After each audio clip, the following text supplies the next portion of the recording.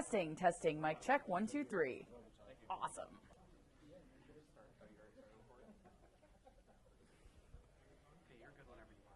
All right.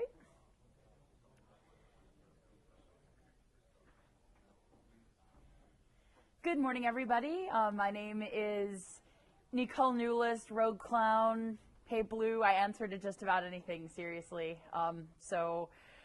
Anyway, I'm here to talk a little bit about Capture the Flag. The Capture the Flag, they're actually having one here at B-Sides Detroit, and it's starting in about half an hour, surprisingly enough, contemporaneous with the end of this talk. And if you've done 80 bajillion Capture the Flags, maybe this isn't quite the talk for you, but if you've never done a Capture the Flag, if you've done one or two and not quite sure about having your feet under you on them yet, if you're interested in learning more, if you don't know what a Capture the Flag even is, then this is totally the talk for you, and I suggest you stay. It's only half an hour. I promise not to be too scary. Thank you. And this title says it all. If you can open the terminal, you can, in fact, capture the flag. Now, what do you really need to do capture the flag? First of all, you need creativity. I've said this before, I'll say it again, I'll probably say it 5 times during the course of this talk. People who design capture the flags, who design these challenges, are devious. They are security nerds like you or me or a lot of people here. And, when writing these challenges, they're not just necessarily going to be like, oh, let's just put MSO 8067 on here, everyone's going to pop it, call it a day, have fun. They want to be as creative writing the challenges as you are in solving them. So, you need a little bit of thinking outside the box.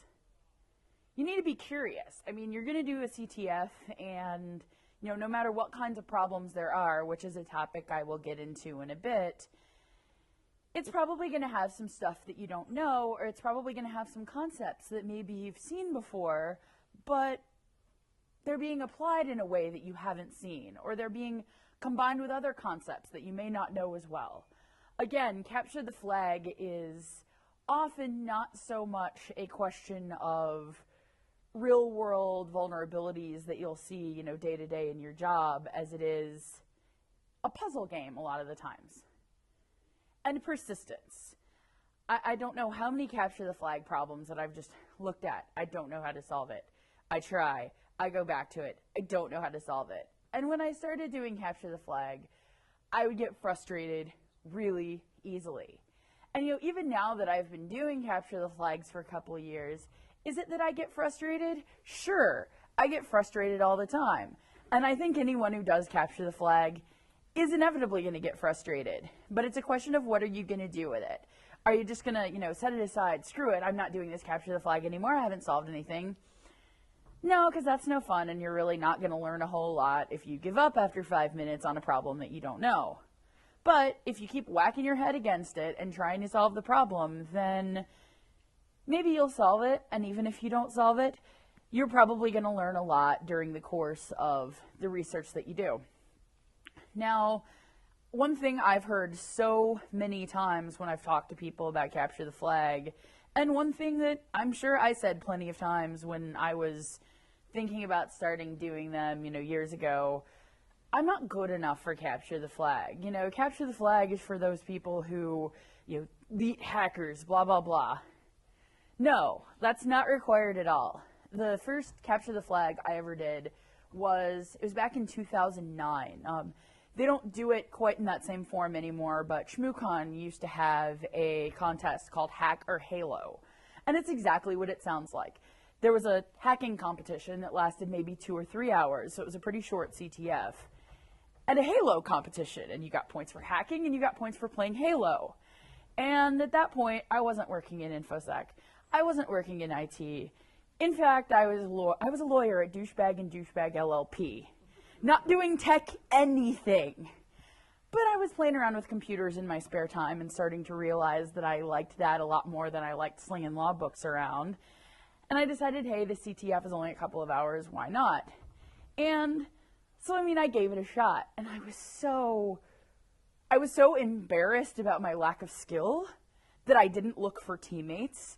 Even anyone who suggested, it's like, no, you don't want to be on a team with me. I want to do this alone. I suck. I promise. All I'm going to do is drag you down. I solved a couple of the challenges, a couple of the easier computer challenges, got a couple of the lockpicking challenges, because some of the on-site CTFs have physical challenges lockpick, and that was something that even then I was reasonably good at. But, I'm not sure that I got as much out of that or other CTFs that I've done later without teammates, but I feel like I still got a lot out of it. And I mean, like I said, I think I had first picked up a Linux box less than a year before doing that CTF. So you don't need to be elite. You don't need to have been around forever. It's a good way to start because, it throws you into the fire. You start picking up things. You start figuring out, okay, this is what I need to learn. Now, what kinds of CTFs are there? What can you expect to see in a CTF? There are mainly two kinds of CTFs that are out there. There's one called Jeopardy style and one called classic style. Jeopardy style is referred to as Jeopardy because, there's usually kind of a board laid out and challenges in various topics with different point ratings, 100 to 500, 1 to 10, that sort of thing. And they're discrete puzzles. Sometimes they build on each other, but not usually. And, the 100, 200 level are usually considered easier. The 400, 500 are usually considered harder.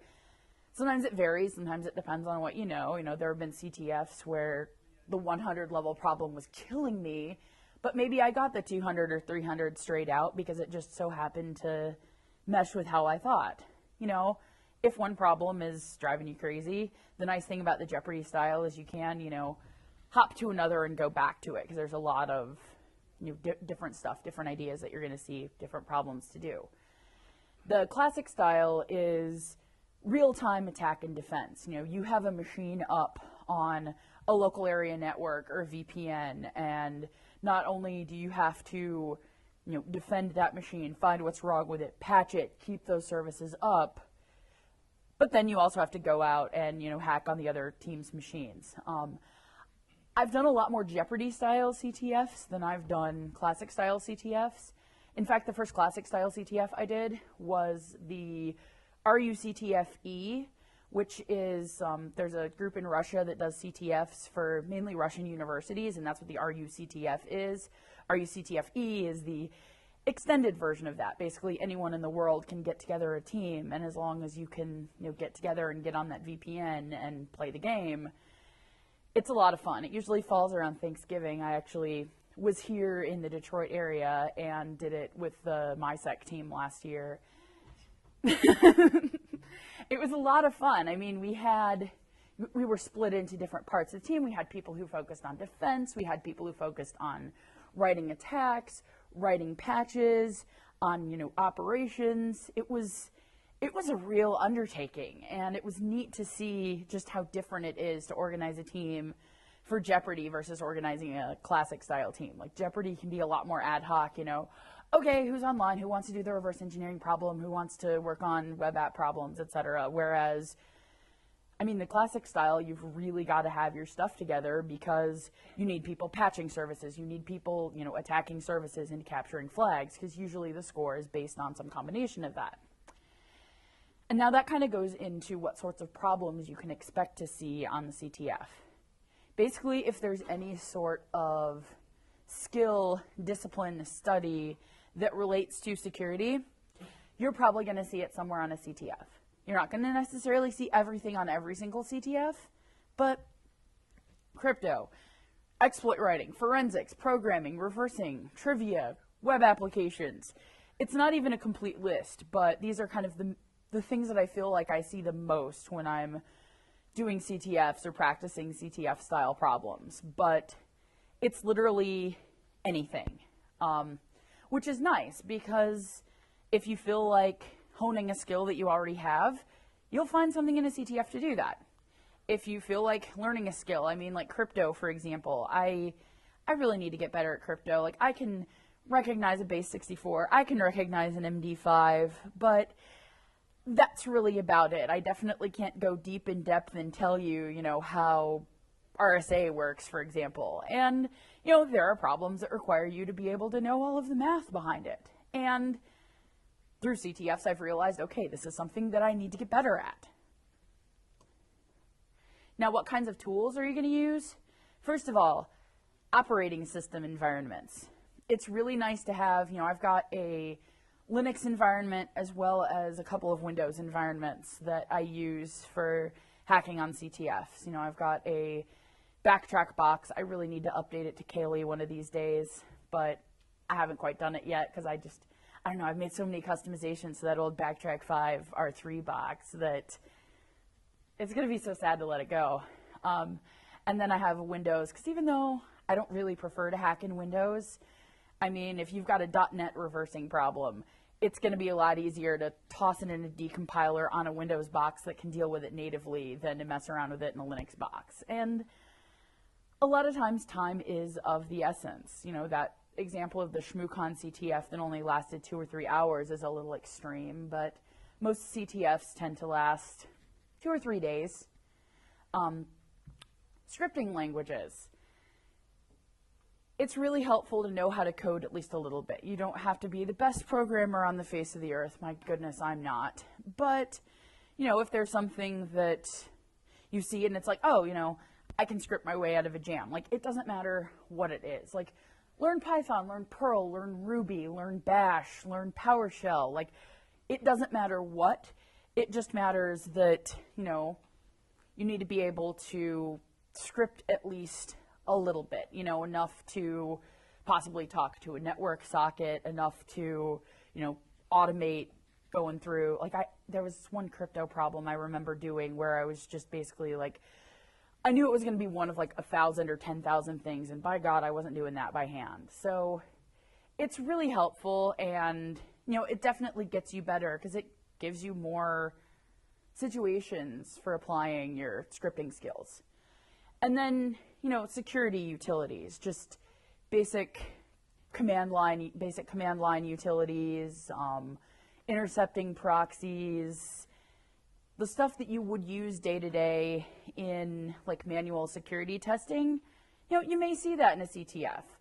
One thing you're not going to see is scanners. Like, I'm not going to use like Nessus or Metasploit or anything like that in a CTF. You know, that's not to knock on those tools, because, you know, when you're doing a pen test, they're very helpful, but, you know, the point of a CTF is usually not to scan a network and find known vulnerabilities. Again, it goes back to the fact that these CTF organizers are completely devious.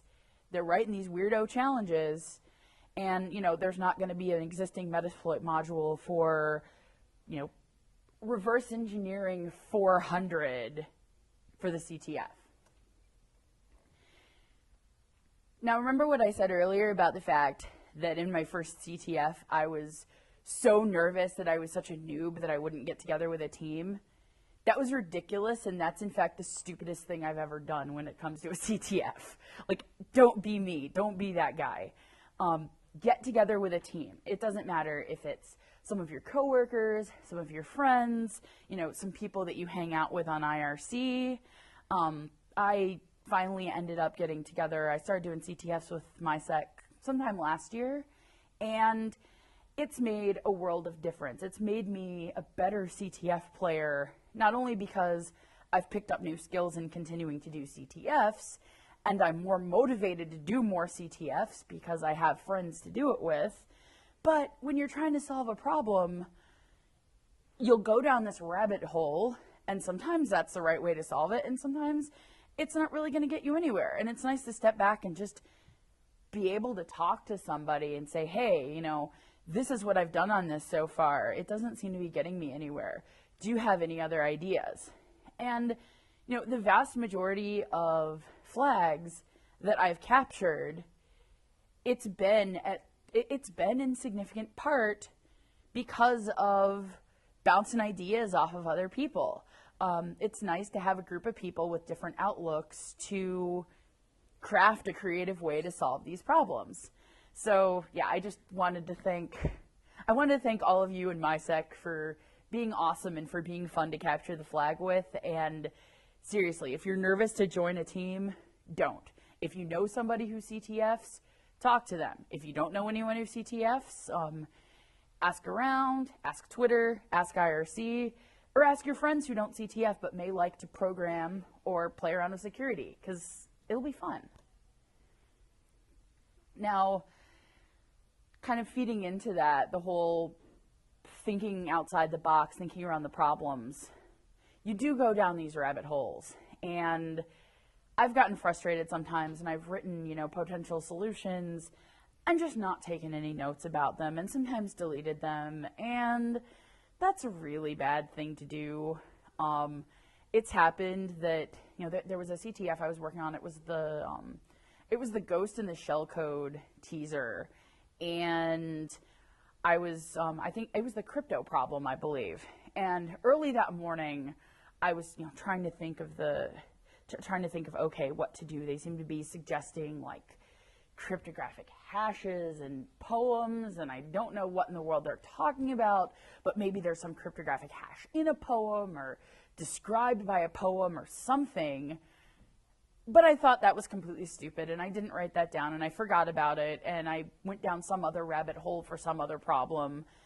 And then several hours later, after thinking about it again and, talking to Jeremy, I believe, I'm like, oh my God, it is a poem. And sure enough, I end up finding this court document where Apple used this haiku, which was not even well formed, which drives me nuts because, I don't know, I'm a little bit of a poetry nerd.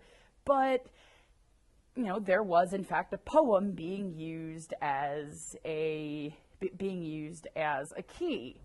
And I had to just, change my Google terms just a little bit. But I think if I had written that down, it might not have quite taken me so much time to think, oh, wait, that's how it's to be done. So no matter how ridiculous the potential solution you think up, just leave it there, write it down, bounce it off of somebody else.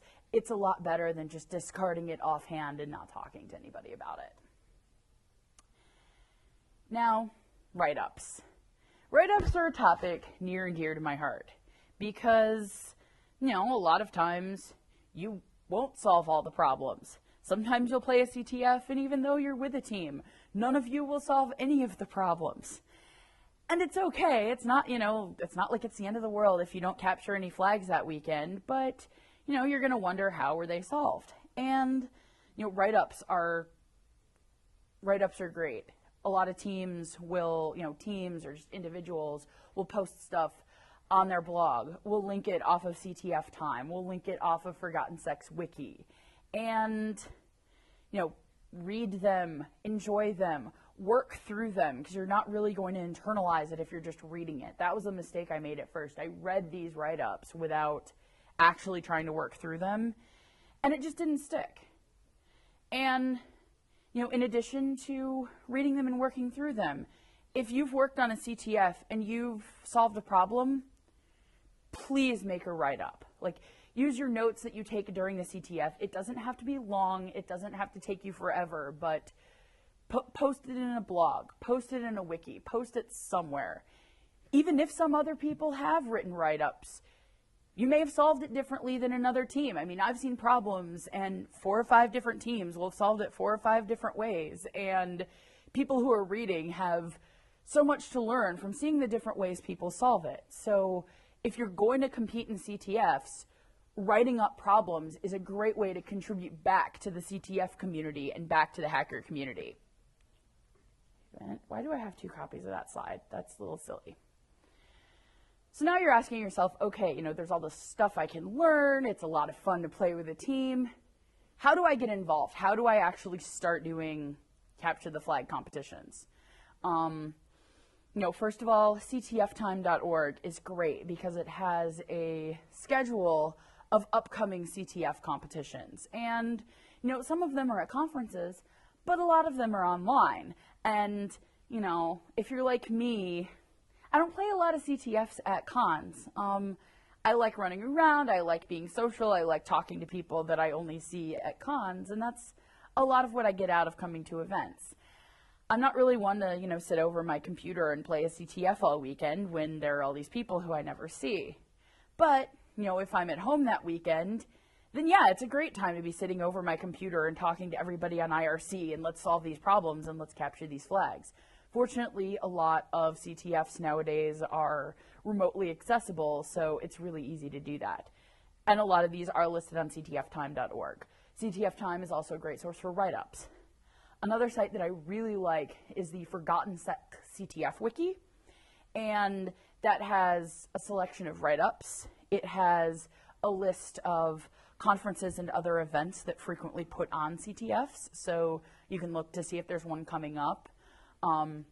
It doesn't have specific dates usually like CTF Time does, but it usually does have kind of the time of year. It's like these are the ones that do it in April, May, June, etc.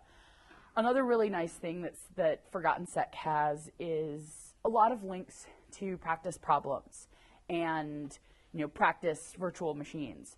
Because even if there's not a live competition going on, there's still a lot of resources for problems that will help you build skills to apply in CTFs. Some of my favorites include Smash the Stack has a lot of good problems. If you want to play around with web applications, the OWASP Vulnerable Web Applications Virtual Machine is amazing. It's got everything from, WebGoat, which is basically, I don't know what web vulnerabilities are, and it walks you through from square one all the way up to more realistic style web applications to try to hack into. Another one is Exploit Exercises. It's a couple of vulnerable VMs to hack around in. There's a long list. I'm not going to bore you with the list, but both on Forgotten CTF and also captf.com/practicectf. Those are lists of a lot of good online, some of them are contests with scoreboards, and some of them are just like, okay, here's a bunch of problems. Let's see, how you can rise through the ranks, get through the harder ones. And it's nice because there's stuff available for any and every skill level. Now, I'm just going to touch on a few bugs, if you will. Excessive noise, I think I just did touch on. If there's too much else going on at a conference or some weekend where there's a CTF, it's okay to skip and do the next one. It doesn't have to be the everything in your life. I mean, that's another, going back to the whole, I'm not elite enough for CTFs, blah, blah, blah. I'm not obsessed with doing these all the time. That's fine. You're still going to get something out of it, even if it's one of many hobbies that you have. Session timeout. Just don't keep working on it. Don't, try it for 5 minutes, say, oh, I can't do this, and go away. Like, put the time in, put the thought in, put the research in, and you're going to learn something.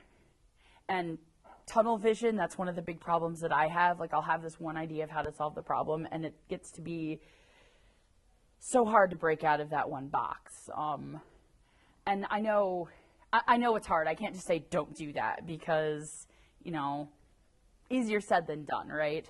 But I think that's a huge part of the value of having teammates, because different people will look at it different ways. And, even if everybody has their own little tunnel vision, their own one way of looking at it, 5 different ways you start discussing, it's a lot easier to break out that way. That's pretty much all I have. I've got a few minutes left for questions. So does anybody have any questions about CTF, what you can get out of it, how to get involved, anything?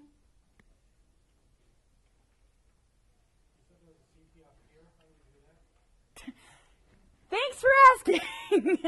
The CTF is actually starting as soon as this talk finishes. It's in the waterfront room. The organizers are in there. They will be able to get you started and get you going. There was a joint CTF between B-Sides Chicago and B-Sides Detroit, but even if you did not participate at B-Sides Chicago or in any of the challenges between B-Sides Chicago and B-Sides Detroit, there is still a B-Sides Detroit specific leaderboard. There's still, a chance for you to win prizes, accolades, hugs from your friends, and still a chance for you to learn a lot. It's going to be going on starting now, really, until the end of the conference. Does anybody have any other questions? sounds like no. So thank you all so much for oh, sorry, you're folding your shirt. I thought there was a hand up. Thank you so much for coming. If you have a chance, please do go to the waterfront room and, you know, check out the CTF, hack all the things, meet some new friends, and I'll see you all around the con.